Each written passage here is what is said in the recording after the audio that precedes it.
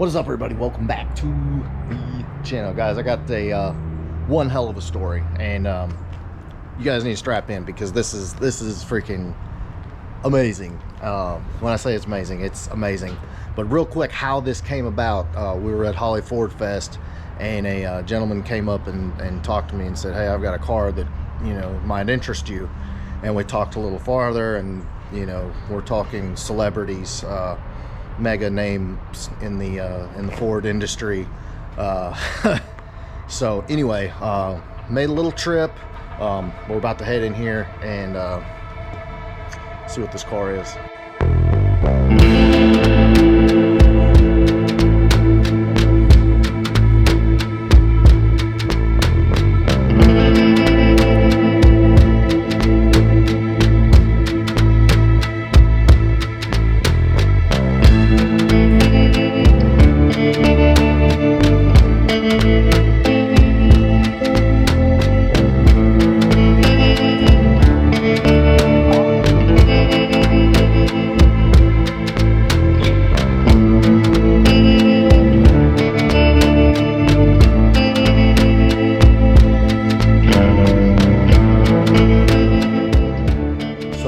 This is how the story goes. Back in 1987, Bob Bondurant, School of High Performance Driving, commissioned some cars to be built by Jack Roush in prep for the high performance driving school that he owned at the time.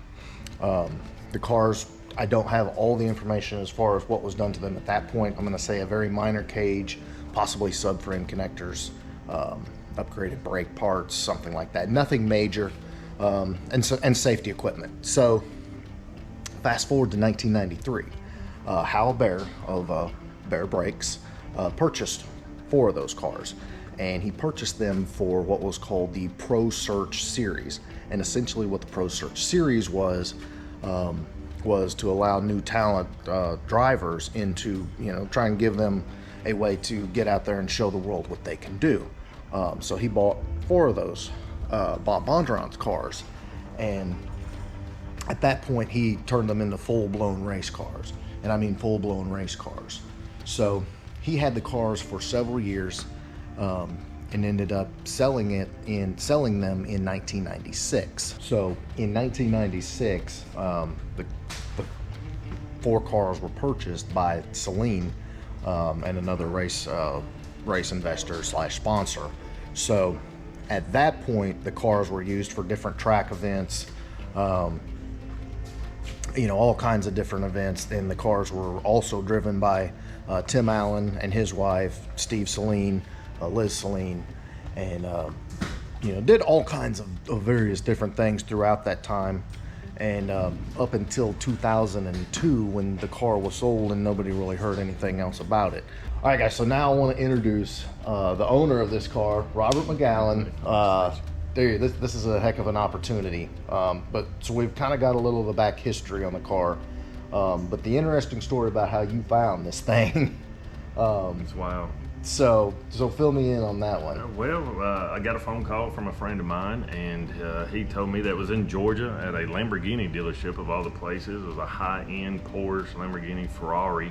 Wow. He had took it in for his brother. He was going to give it to him, I guess. And long story short, he was going to cut it up and put it all in a notchback and take the car and throw it away. So I got downwind of it, went down there, purchased the vehicle, brought it home, and this is what we have today.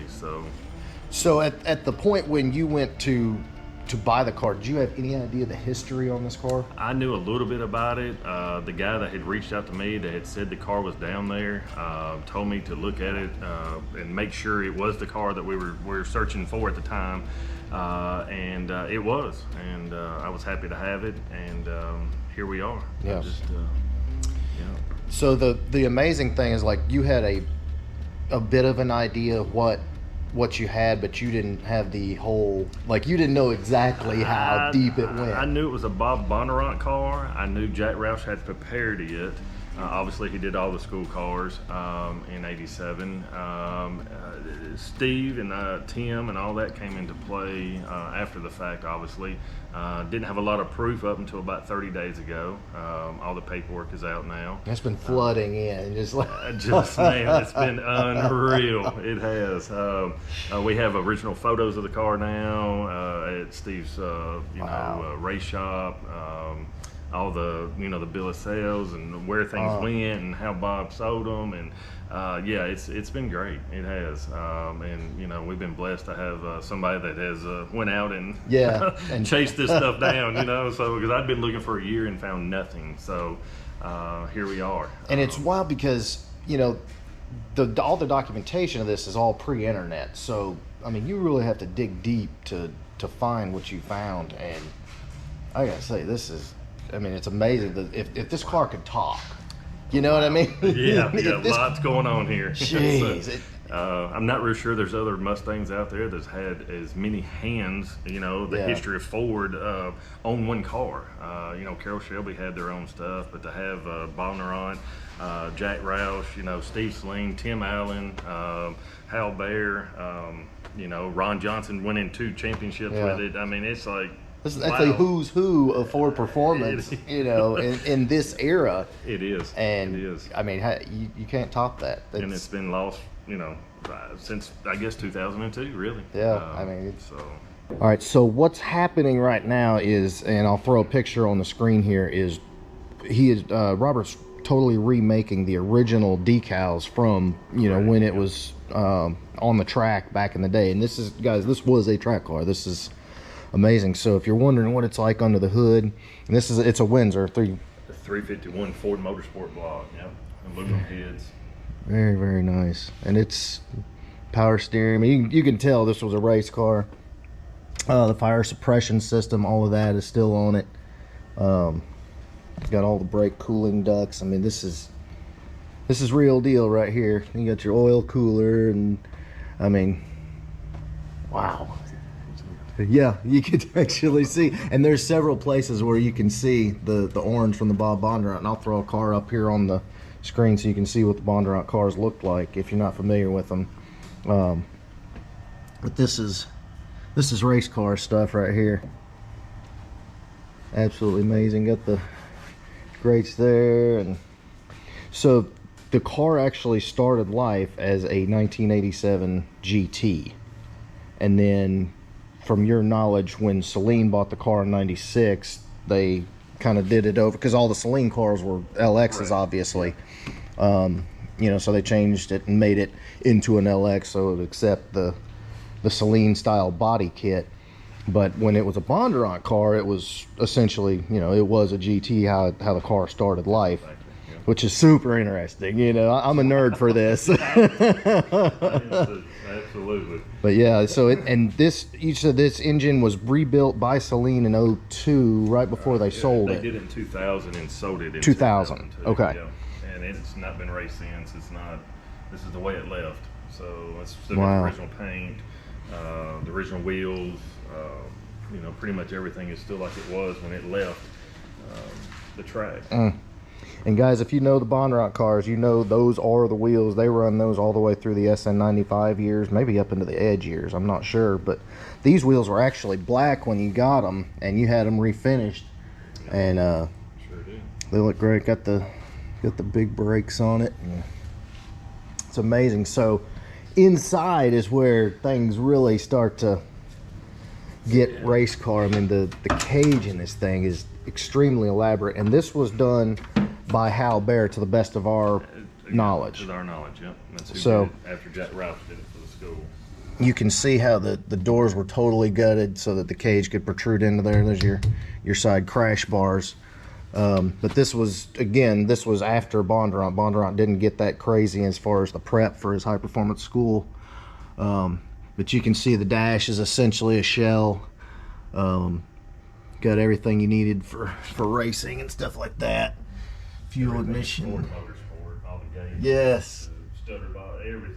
The old school soft touch rev control. How cool is that?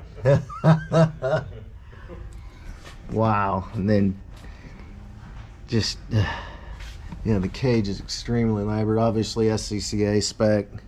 Is it Trans Am series spec or? I'm not real familiar with that stuff.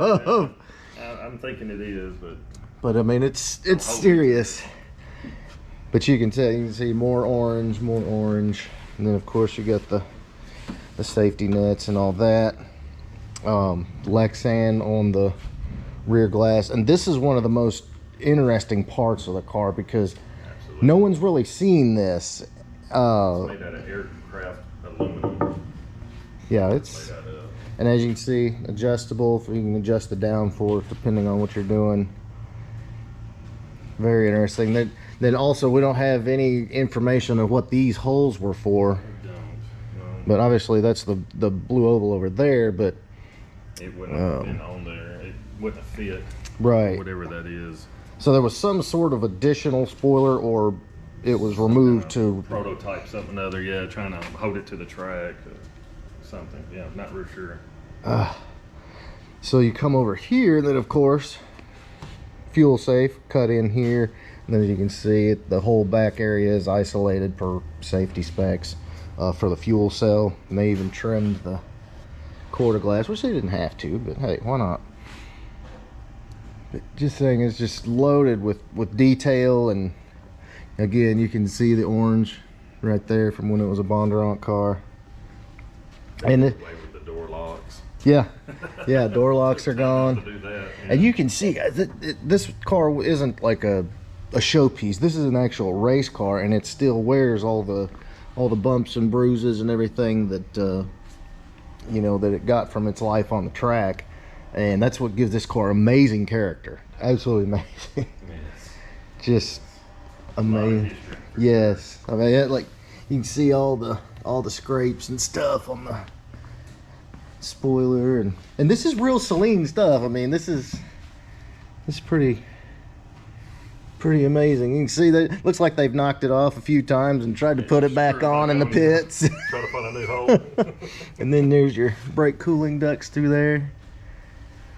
This is it. So at this point, what we're trying to do is get the car to look like it did back in the day, which was no easy task, I'm assuming, because all you had were these pictures to work from. Right. Which are extremely old and not HD. That and that. Wow. And then I was given this. So that was helpful, yeah. And then they provided the Celine for the windshield, and they provided the Celine for the spoiler at the top. And then I had to do the forge and then everything else, which is here. That is amazing.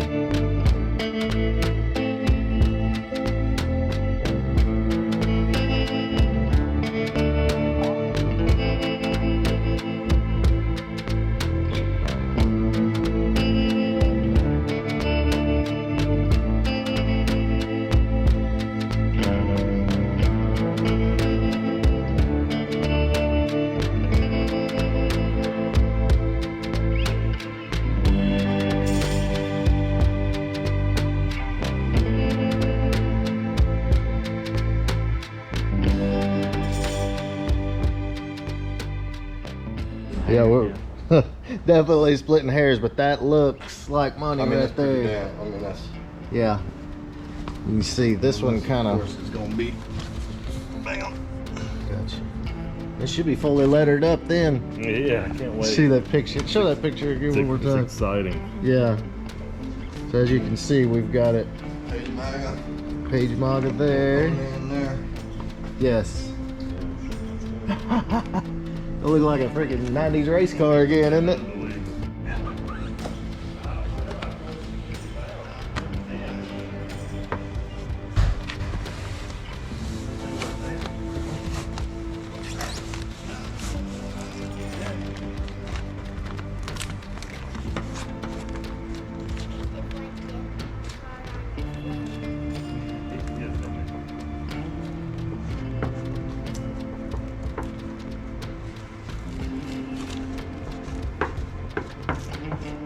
So he's got one whole side basically done with all the graphics.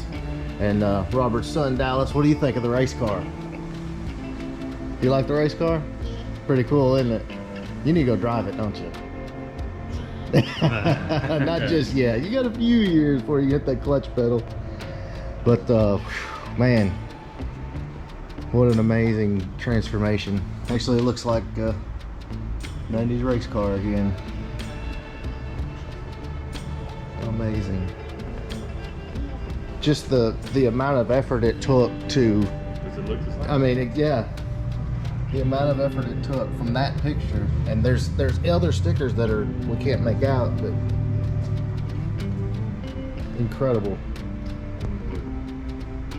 work. So Robert, you have saved a Fox body, another probably one of the most famous cars out there. I mean, there's a few, but this is the car you'd never heard of, that you didn't know was probably one of the most famous cars ever built and raced and touched by the biggest hands in this industry. Absolutely. So All accidentally. yeah. From a Lambo dealer in Georgia. Unbelievable. Amazing. So huge shout out to you. And this car will be at Foxtoberfest, so you can see the bumps and the bruises and the racing heritage that this car has is unreal. There it is, guys, the most famous Fox body you've never heard of. I've never heard of. Most people have never heard of. And again, all of the history in the car is it's so kind of jumbled, and it's hard to put it all together, all the exact details, because it, you know, had such a rich history and went through so many different hands and did so many different things. So I hope you guys enjoyed this. You'll never see another one.